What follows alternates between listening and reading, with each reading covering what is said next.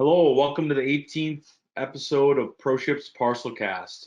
Today's episode is with our partners from Invista, titled Check the Plumbing, Is Your Supply Chain Leaking Money? Today, joining me is Megan Bishop. Welcome, Megan. Thank you for having me, Tony. Yeah, Megan, you want to start out and just give a quick introduction of yourself and a quick intro on Invista as a company? Sure. So as Tony mentioned, my name is Megan Bishop. I am a director of global operations with Invista. I've been with the company for about 11 years now, and I lead our all modes audit team as well as our carrier services team that was essentially built out of a need to help our clients' carriers successfully use our auditing platform, receive the information they need, but also to ensure that invoices are billed properly and carriers are paid on time ultimately. So my background prior to audit is really through transportation management systems, consulting, implementation, and operations. And just a quick tidbit about who Invista is. We are a supply chain technology and consulting firm, and we really deliver end-to-end physical and digital solutions to provide value and help clients meet business needs in regards to things like maximizing cost savings, driving profitability, increasing customer satisfaction, and much more. Great. Yeah, very interesting. I know, it's probably scratching the surface a little bit of all that Invista does and having today's conversation really focused around audit and analytics, but certainly the first thing that comes to mind is cost cutting, right? When we start talking about analytics, audit of shipments, from a ProShip perspective, cost cutting and controlling transportation costs really comes through rate shopping, right? Being able to get the lowest cost carrier service to any destination, maybe within a time of transit, or just downright get the lowest cost per package from a carrier expense standpoint. From a cost cutting perspective, I think the initial thing I think of, and many people probably do with audit, is going to be give me my guaranteed money back from the carrier. I guess could you dive into a little bit as far as what cost cutting means to Invista and your tools around audit? Sure. So the first area that I would say is really carrying on what you just mentioned about how ProShip provides value in terms of cost cutting. When we prioritize the audit through our auditing platform, MyShipInfo, we are really looking to validate that carrier is billing the way that the client is expecting. So they are expecting the carrier to bill based off their contract, based off that least cost carrier that they chose when they were rate shopping through ProShip, you name it. We need to make sure that they are being billed properly there.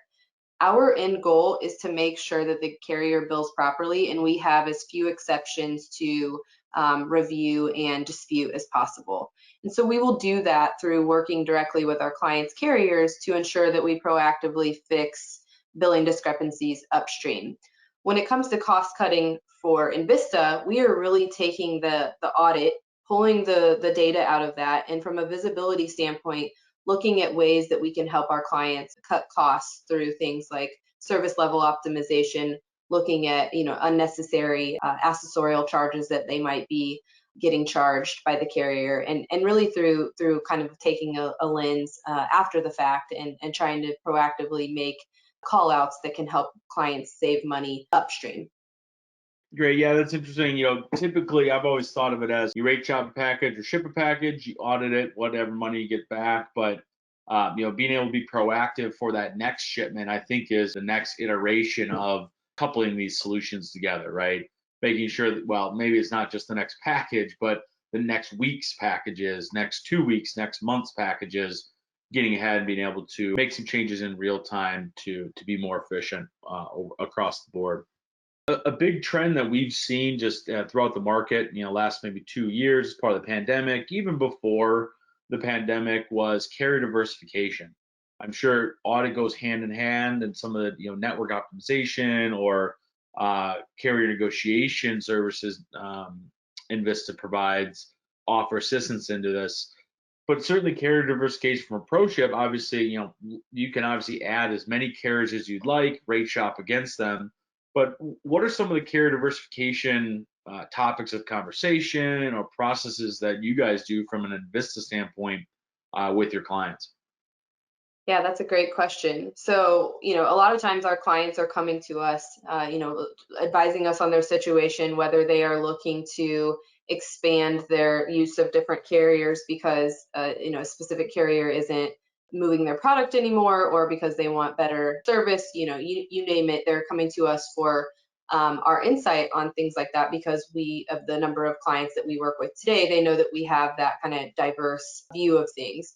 And so what we generally do is coach clients on really understanding first what their end goal is. So, making sure that if they are looking at diversifying their carrier mix, that they think of that end consumer. For example, is the unpackaging or the unboxing experience going to be shifted if you go with a carrier that might not pay as much of attention to quality? So making sure that not only packages are delivered on time, and that's both through looking at time in transit, but also on-time performance, but also looking at, what kind of quality is that package arriving in at the client's doorstep once the carrier delivers it. So for us, it's really looking at those aspects too, and not just the cost, because there's going to be some give and take on if you're willing to sacrifice some of those cost-cutting measures for the quality of the service. But also looking at things like, where does the bulk of my end consumer sit in terms of looking at a map, and making sure that whatever carriers you're looking to diversify with, and thinking through regional carriers at the moment, that they service that area. If they do service that area, how broad is it? What kind of accessorials are they going to charge me to service some of those more rural areas, et cetera? Yeah, absolutely. I'm sure it's critically important to kind of model that out, right? So, adding a carrier from a ProShip perspective, sure, enable the module, get it up and running, get your rates, and away you go printing labels. I'm sure there's a lot of legwork that's done prior to that, right? For, studying the area of service, the quality of the actual services provided. You mentioned something, that the unboxing, right? So the unboxing of the end user, that customer journey that a lot of our, retailers, direct consumer customers, and just the industry in general wants to, control that customer journey, if you will, or, impact it in a positive light. Could you talk to maybe some of the visibility? I mean, visibility can mean a number of different things, right? It's tracking that I know that pair of shoes is showing up tomorrow, and that's more of the blocking and tackling day to day. But I think the solution that you guys provide is going to be more of that end-to-end visibility, connecting all the data points again for tomorrow's pair of shoes or next week's pair of shoes to again have a positive customer experience. Could you talk on some of that visibility that you guys provide through your analytics solutions? Yeah, and some of that just comes down to reviewing what the data looks like, and reviewing how quick a package is being delivered versus how quick the carrier has committed to it being delivered. If I'm an end consumer and I'm checking out online and I'm expecting 2-day shipping, is the carrier upholding their end of the bargain, barring unforeseen issues the majority of the time? So looking at things like that, so your time in transit, your on-time performance, but also, from an audit standpoint, looking at lost and damaged claims. How often are end consumers filing damaged claims with the shipper? How often are they filing lost claims? And really trying to take a step back and determine what's driving it, and how can we be better, and how can we, advise the client in terms of making those changes so it doesn't have a negative impact on the end consumer. Because in today's world, a lot of times consumers, because they've been conditioned to expect that 2-day shipping, in some cases even faster, it's trying to balance that with the carrier and find a way to mitigate costs, but also compete with the 2-day shipping mindset that a lot of end consumers have. Yeah, absolutely. It's a tough position, right? Because you're kind of you're damned if you do as far as provide it all, but you're an hour late of the expected delivery. And then obviously you're damned if you don't, because people are expecting this visibility, or expecting that you've done everything you can to meet that 2-day time of transit, right? Some of it is a little bit out of your hands, trusting in your carrier partners, carrier relationships, once it leaves your facility, right? So part of diversification here, obviously selecting new carrier partners, maybe renegotiating, finding execution platforms like ProShip, be able to actually run the operations and make those real-time decisions. Could you maybe talk about how you guys are maybe bridging that, collaboration between shipper and carrier with your clients? Absolutely. So, one of the biggest value add points that Invista is providing today is really, again, helping our shippers become a shipper of choice with the carrier. And that really means making it as easy as possible with carriers so they prefer working with that client. They prefer working with Invista because they know I'm going to get paid faster. It's going to be easy to use. I know what the expectations are, and the client or Invista is really helping me remove any roadblocks to that.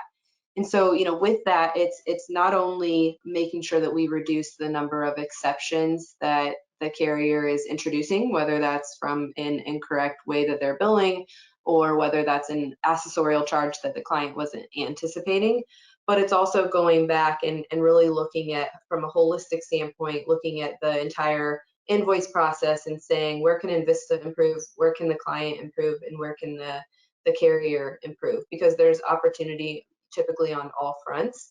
And carriers like that because today the capacity is so tight and the demand is so high that they have the ability and they will very easily and very readily choose a different shipper that's going to be more predictable and easier to work with, easier to bill, easier to get paid, etc.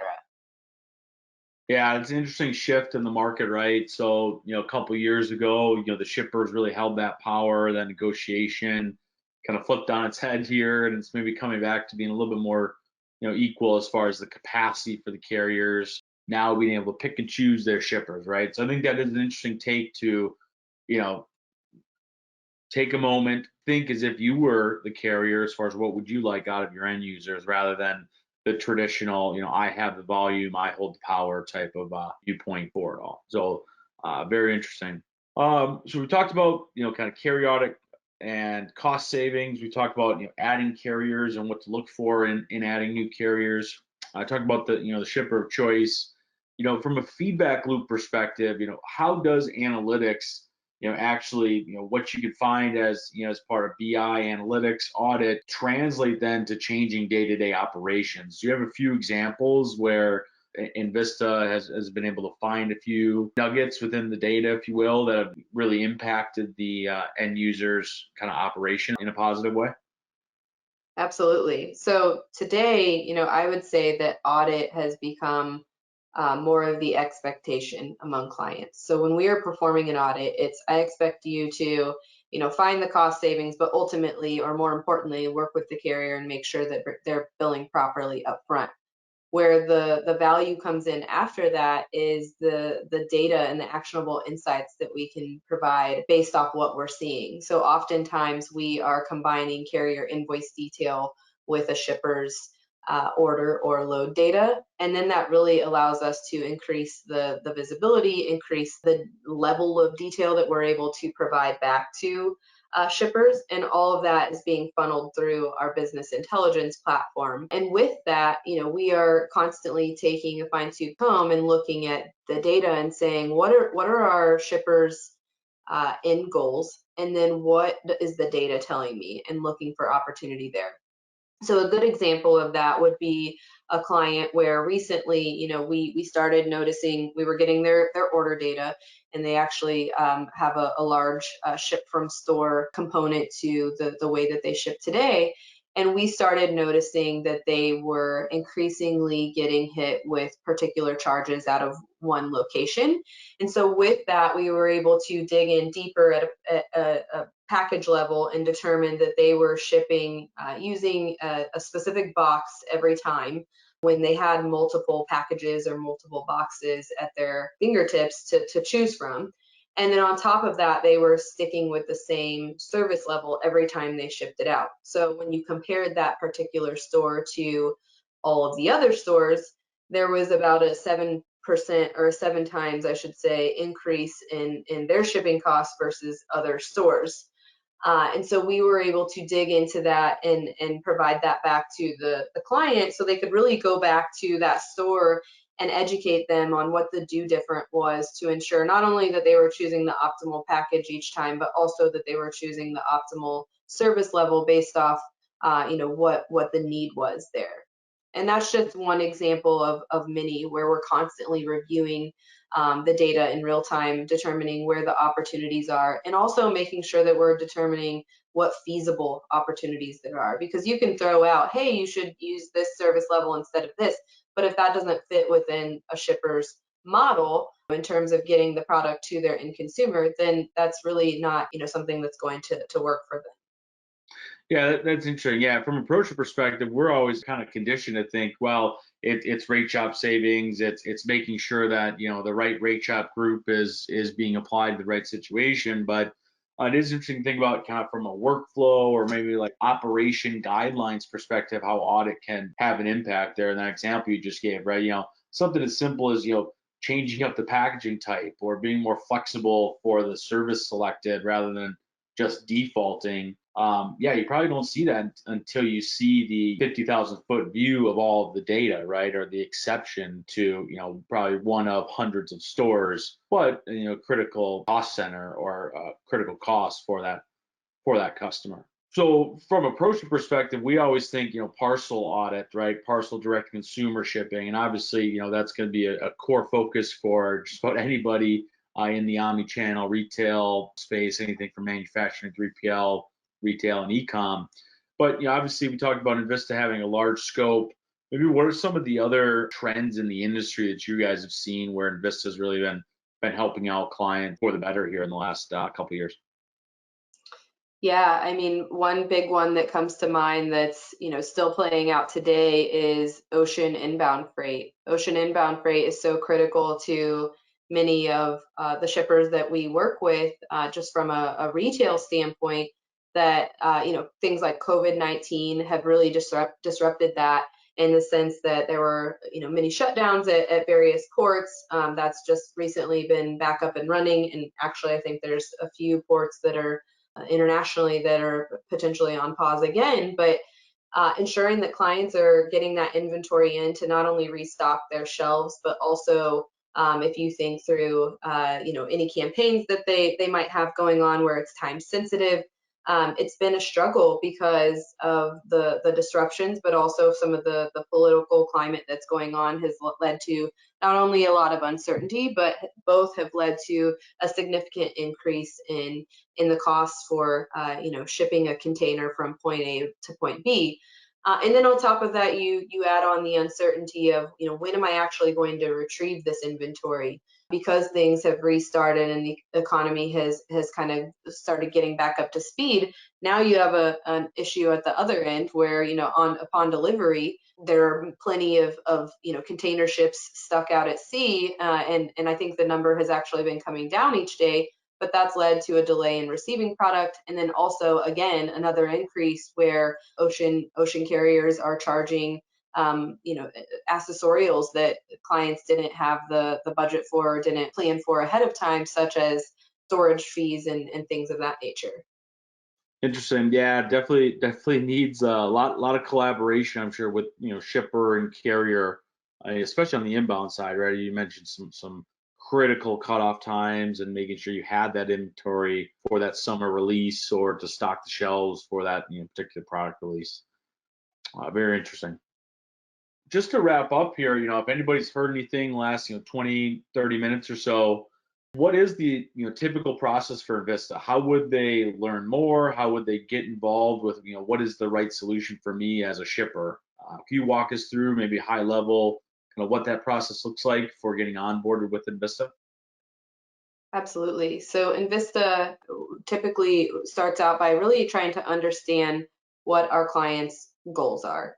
So, oftentimes once you start peeling back the onion and talking through what a potential client's needs and wants are, you discover more. And it's also an educational process where we can listen into what those goals are and provide some advice on what we think that a client needs, and really agree upon what that should look like, both short term and long term, because our ultimate goal is to turn this into a partnership.